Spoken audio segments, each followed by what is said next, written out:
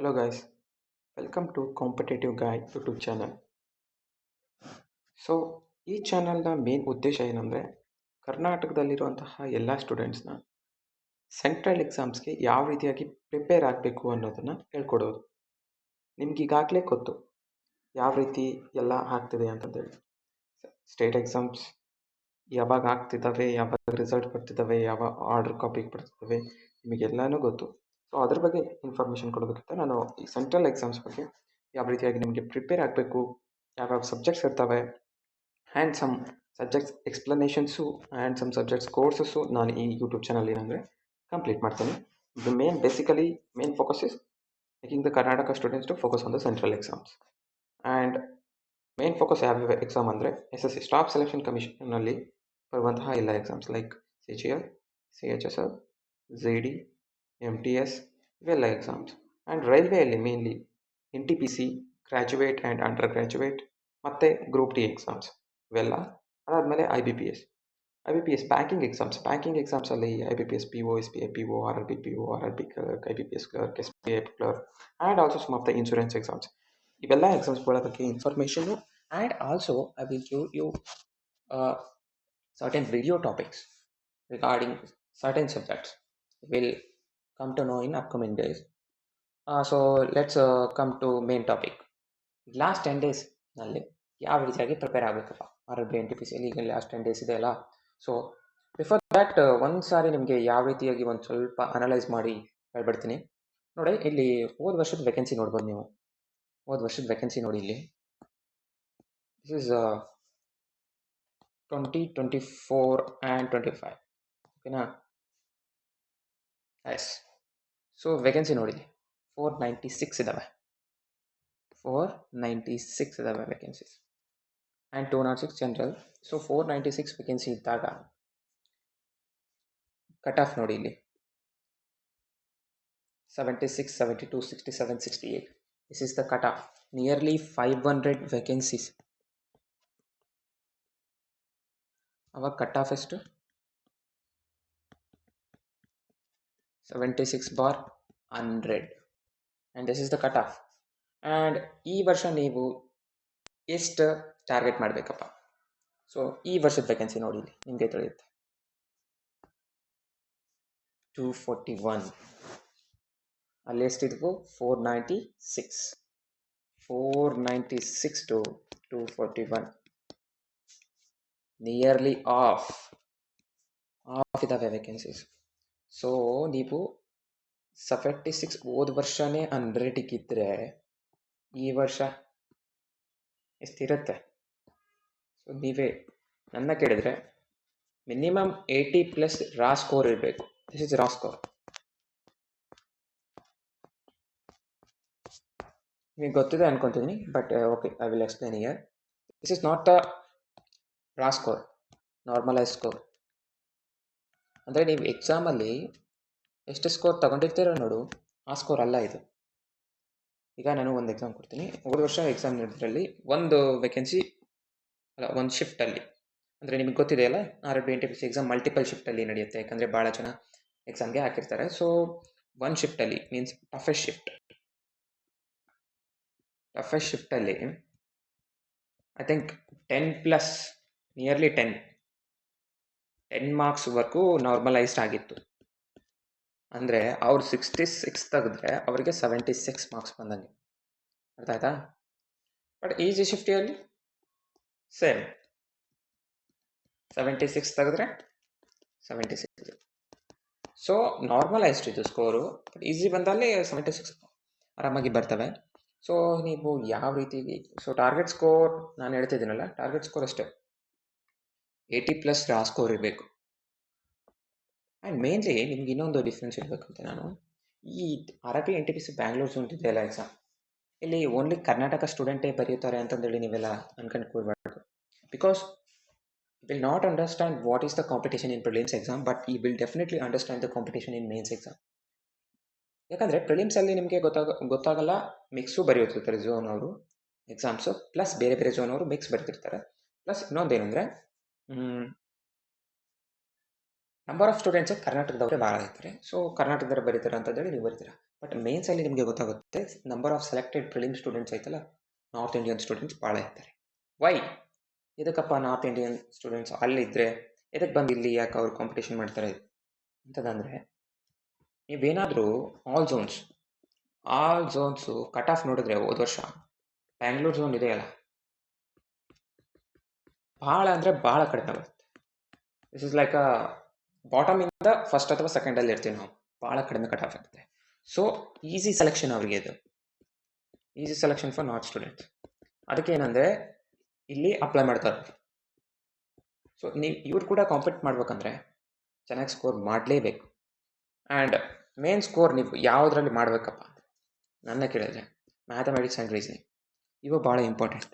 ಇದಕ್ಕೆ ಗೊತ್ತಾ, mathematics ರೀಸನಿಂಗಲ್ಲಿ north Indian students ಹೇಗಿರ್ತಾರೆ ಅಂದರೆ full almost out of 60 they will nearly 60 ತೆಗೆದುಬಿಡ್ತಾರೆ.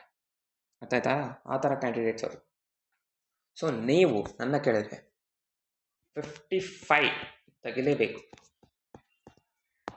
ನನ್ನ ಕೇಳಿದ್ರೆ ಈಗ ನೋಡಿ ರೀಸನಿಂಗ್ ಐತೆ,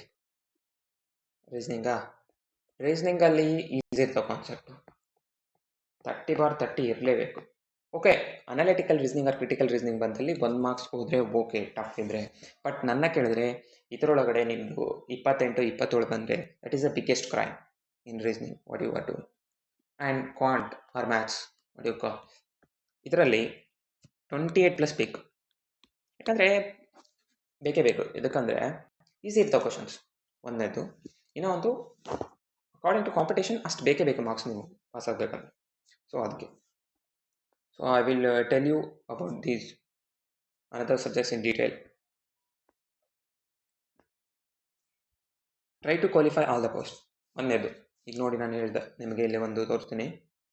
ಇಲ್ಲಿ ನೋಡಿ, ಇಲ್ಲಿ ಕಟ್ ಆಫ್ ನೋಡಿ. ನೀವು ಬೇಕಾದರೆ ಎಲ್ಲ ಡಿಫ್ರೆನ್ಸ್ ಇದೆ, 76, 72, 67, 68.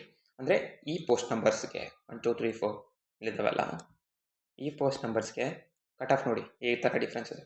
ಅಂದರೆ ನೀವು ಎಕ್ಸಾಮಲ್ಲಿ ಇವನ್ 60 ಈಗ 70 ತೆಗೆದ್ರಿ ಅನ್ಕೋರಿ, 70 ತೆಗೆದ್ರಿ ಅಂದ್ಕೊಂಡ್ರೆ ನೀವು 3rd and 4th ಇರುತ್ತಲ್ಲ, 3rd and 4th ಯಾವಿದ್ದಾವೆ, course train manager and junior accountant assistant cum typist. ಈ ಎಕ್ಸಾಮ್ಸ್ಗೆ ಅಷ್ಟೇ ಎಲಿಜಿಬಲ್ ಆಗ್ತೀರಾ. ಮೇನ್ಸ್ ಎಕ್ಸಾಮ್ ಏನಂದರೆ 5 ಸಬ್ಜೆಕ್ಟ್ಸ್ ಕೂಡಿಸಿ ಒಂದೇ ಎಕ್ಸಾಮ್ ಇರುತ್ತೆ, ಅಂದರೆ 5 ಪೋಸ್ಟಿಗೆ ಒಂದೇ ಎಕ್ಸಾಮ್ ಇರುತ್ತೆ. ಬಟ್ ನೀವು ಚೆನ್ನಾಗಿ ತೆಗೆದ್ರು ಮೇನ್ಸಲ್ಲಿ ಸ್ಕೋರು, ನಿಮಗೆ ಪ್ರಿಲಿಮ್ಸ್ ಇದು ಪಾಸ್ ಆಗಿರಲ್ಲ. ನೀವು 3 ಪಾಸ್ ಆಗಿರ್ತೀರಲ್ಲ, ಇವು 3 ಕನ್ಸಿಡರ್ ಮಾಡ್ತಾರೆ ನೀವು. ಅದಕ್ಕೆ ಹೇಳ್ತಿದ್ದೀನಿ, try to get a good score more than 80 to qualify all this post. Important ಇದೆ, ಯಾಕಂದರೆ ಈ ಪೋಸ್ಟ್ಗಳು ಭಾಳ ಇಂಪಾರ್ಟೆಂಟು. ಎಸ್ಪೆಷಲಿ ನನ್ನ ಕೇಳಿದ್ರೆ ಈ ವರ್ಷ ಸ್ವಲ್ಪ ಅದು ಆಗುತ್ತೆ ಅನ್ಕೊತೀನಿ. ಈ ವರ್ಷ ಸ್ವಲ್ಪ ಇದೆಯಲ್ಲ, ಇದು ಸ್ವಲ್ಪ ಭಾಳ ಹೋಗುತ್ತೆ ಕಟ್ ಆಫ್, ಪಕ್ಕ ಭಾಳ ಹೋಗುತ್ತೆ. ಅದಕ್ಕೂ ಸ್ವಲ್ಪ ಪ್ರಿಪೇರ್ ಆಗಿರಿ ನೀವು, ಯಾಕಂದರೆ ವೇಕೆನ್ಸೀಸು ಭಾಳ ಕಡಿಮೆ ಇದಾವೆ. ಇವು 3 ಇದೆಯಲ್ಲ, ಇವು 3 ವೇಕೆನ್ಸೀಸ್ ಭಾಳ ಇರ್ತವೆ. ಸೊ ಇವು 3 ವೇಕೆನ್ಸೀಸ್ನ ಸ್ವಲ್ಪ ಚೆನ್ನಾಗಿ ಓದಿ. ಅದನ್ನು ನೆಕ್ಸ್ಟು ಮೇನ್ಸ್ಗಳಲ್ಲಿ ಏನೇನು ಮಾಡಬೇಕು ಅಂತ ನಾನು ಆಮೇಲೆ ಹೇಳ್ತೀನಿ. ಫಸ್ಟ್ ಈ ಪ್ರಿಲಿಮ್ಸಲ್ಲಿ. So what is to do ನಾವು, ಓಕೆನಾ? ಲಾಸ್ಟಿಗೆ ಏನು ಮಾಡಬೇಕಪ್ಪ, ವಾಟ್ ಶುಡ್ ಡೂ ಅಂದರೆ ನೋಡಿ, ಫಸ್ಟು ಜಿ ಕೆಯಲ್ಲಿ ಏನು ಮಾಡಬೇಕು ಇವಾಗ, ಕ್ವಿಕ್ ರಿವಿಷನ್ಸ್ ಎಲ್ಲ ಲಾಸ್ಟು ನೋಡಿ. ಜಿ ಕೆಯಲ್ಲಿ 3 ಬರ್ತವೆ. ಒಂದು ಕರೆಂಟ್ ಅಫೇರ್ಸ್, ಎರಡನೇದು ಸ್ಟ್ಯಾಟಿಕ್, ಅಂದರೆ like history, geography, polity, and then economics, ಇವೆಲ್ಲ ಬರ್ತವೆ. ಅದಾದಮೇಲೆ ಇಲ್ಲಿ ಬರೋದು ಯಾವುದು, ಇನ್ನೊಂದು ಅಂದರೆ ಕಂಪ್ಯೂಟರ್. ಈಗ 40 ಕ್ವಶನ್ಸ್ ಇರ್ತಾವಿಲ್ಲ, ಇಲ್ಲಿ 40 ಕ್ವಶನ್ಸಲ್ಲಿ ಯಾವ ಥರ ಡಿವೈಡ್ ಆಗ್ತಾವೆ ಅಂತ ಹೇಳ್ತೀನಿ ನೋಡಿ. ನಿಮಗೆ 5 ಕ್ವಶನ್ಸ್ ಡೆಫಿನೆಟ್ಲಿ ಬರ್ತವೆ ಇದರೊಳಗಡೆ. And most of the questions from MS Excel, MS office, power point, ಇವೆಲ್ಲ ಇದರಿಂದನೇ ಭಾಳ ಬರ್ತವೆ. ವರ್ಡ್ ಇದರಿಂದ ಭಾಳ ಬರ್ತವೆ. ಆ್ಯಂಡ್ ಶಾರ್ಟ್ಕಟ್ ಕೀಸ್ ಬರ್ತವೆ. Minimum you can expect around ಎಷ್ಟಂದರೆ 2 to 3 ಕ್ವಶನ್ಸ್ ಪಕ್ಕಾ ಬರ್ತವೆ ಇದರಿಂದ. ಯೂಶ್ವಲಿ ಆಲ್ಮೋಸ್ಟ್ ಇದ್ದೇ ಇರ್ತವೆ 2 to 3 ಕ್ವಶನ್ಸ್. ಶಾರ್ಟ್ಕಟ್ ಕೀನೇ ಇರ್ತವೆ. ಟೋಟಲ್ 5 ಕ್ವಶನ್ಸ್ ಬರ್ತವೆ. ಅದರೊಳಗಡೆ MS Excel ಕ್ವಶನ್ಸ್ ಇರ್ತವೆ. ಇನ್ನೂ ಒಂದು ಕ್ವಶನ್ಸ್ ಏನಿರುತ್ತೆ ಅಂದರೆ ಒಂದು ಬೇಸಿಕ್ ಕ್ವಶನ್ಸ್ ಇರುತ್ತೆ. ಬೇಸಿಕ್ ಕ್ವಶನ್ಸ್ ಲೈಕ್ ಹಾರ್ಡ್ವೇರ್ ಮೇಲೆ ಅಥವಾ ಸಾಫ್ಟ್ವೇರ್ ಮೇಲೆ, ಈ ಥರ ಹಾರ್ಡ್ವೇರ್, ಸಾಫ್ಟ್ವೇರ್, ಈ ಥರ ಕ್ವಶನ್ಸ್ ಇದ್ರ ಮೇಲೆ ಸ್ವಲ್ಪ ಕಾನ್ಸೆಪ್ಟ್ಸ್ ಬರ್ತವೆ. ಆಮೇಲೆ ಕರೆಂಟ್ ಅಫೇರ್ಸ್ ನನ್ನ ಕೇಳಿದ್ರೆ current affairs you should definitely go for 8 months. ನೀವು ಇಷ್ಟು ದಿನ ಮಾಡಿದರೆ ಚೆನ್ನಾಗಿ ಇರುತ್ತೆ, ಬಟ್ 8 ಮಂತ್ಸ್ ಮಾಡಿದರೆ ಚಲೋ. ಲಾಸ್ಟ್ 8 ಮಂತ್ಸ್ ಮಾಡಿದರೆ ಚಲೋ. ಮಂತ್ಲಿ PDF ಮಾಡಿ ಸಾಕು, ದಟ್ಸ್ ಇಟ್, ಮತ್ತೇನಿಲ್ಲ. ಇದರೊಳಗಡೆ ಎಷ್ಟು ಬರ್ತವೆ ಅಂದರೆ there is a lot of weightage for current affairs in railway exams. 20+ ಬಂದರೂ ಆಶ್ಚರ್ಯ ಪಡೋಂಗಿಲ್ಲ. ಯಾವುದಾದ್ರೂ ಶಿಫ್ಟಲ್ಲಿ 20+ ತನಕ ಬರ್ತಾವೆ. ಸೊ ನನ್ನ ಕೇಳಿದ್ರೆ 15 to 20 ಪಕ್ಕಾ ಬರ್ತವೆ. 15 to 20 ಆ್ಯಂಡ್ ದೀಸ್ ಕ್ವಶನ್ಸ್ ಇಲ್ಲಿ 10 to 15 ಕ್ವಶನ್ಸ್ ಬರ್ತವೆ. ಇಲ್ಲಿ ಸ್ವಲ್ಪ ವೇಟೇಜ್ ಕಡಿಮೆ ಆಗುತ್ತೆ, ಇವರು ಭಾಳ ಕೊಡೋಲ್ಲ, ಎಸ್ಪೆಷಲಿ ರೈಲ್ವೇದವರು. ಕರೆಂಟ್ ಅಫೇರ್ಸ್ಗೆ ಭಾಳ ಕೊಡ್ತಾರೆ. ಕರೆಂಟ್ ಅಫೇರ್ಸಲ್ಲಿ ಯೂಶ್ವಲಿ ಸ್ವಲ್ಪ ಸ್ಪೋರ್ಟ್ಸ್ ರಿಲೇಟೆಡ್ ಇರ್ತಾವಲ್ಲ, ಅವು ಭಾಳ ಕೇಳ್ತಾರೆ. ಅವಾರ್ಡ್ಸ್ ಇವೆಲ್ಲ, ಈ ಕ್ವಶನ್ಸು ಸ್ವಲ್ಪ ಭಾಳ ಹೈ ಲೆವೆಲ್ ಬರ್ತವೆ.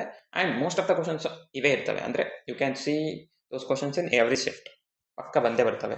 ಅದಾದಮೇಲೆ ಈಗ ಯಾವುದಾದ್ರೂ ಸಮಿಟ್ಸ್ ಇರ್ತಾವಲ್ಲ, ಸಮಿಟ್ಸ್ ಯಾವಾದವು, ಎಲ್ಲೇ ಆದವು, ಏನು ಎಂಥ ನ್ಯೂ ಅಪಾಯಿಂಟ್ಮೆಂಟ್ಸು, ಈ ಥರ ಕ್ವಶನ್ಸು ಸ್ವಲ್ಪ ಭಾಳ ಅಂದರೆ ಸ್ಟ್ಯಾಟಿಕ್ ಟೈಪ್ಸೇ ಭಾಳ ಕ್ವಶನ್ಸ್ ಬರ್ತವೆ. ಡೀಪ್ ಅಂತರೂ ಏನು ಬರಲ್ಲ. ಅಲ್ಲಲ್ಲಿ ಸ್ಕೀಮ್ಸ್ ಬಂದಿರ್ತವೆ, but that is not a too much, ಅಷ್ಟು ಬರಲ್ಲ.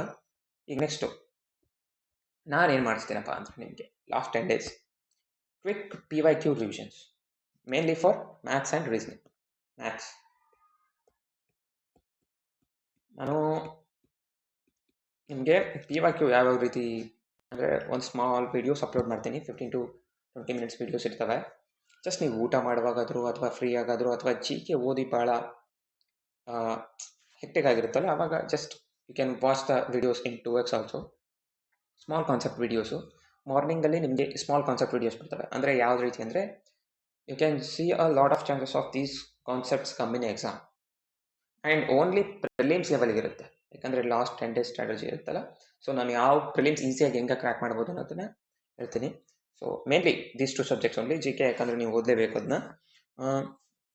Mathematics, reasoning, small concept videos morning ಬರ್ತವೆ. And PYQ revision, PYQ questions ಇರ್ತಾವಲ್ಲ ಅವ್ನು ಪಿಕಪ್ ಮಾಡ್ತೀನಿ ನಾನು. ಪಿಕ್ ಮಾಡಿದ questions almost I think you get those questions in exams, I think. So these are the things I will do. So until then, you need to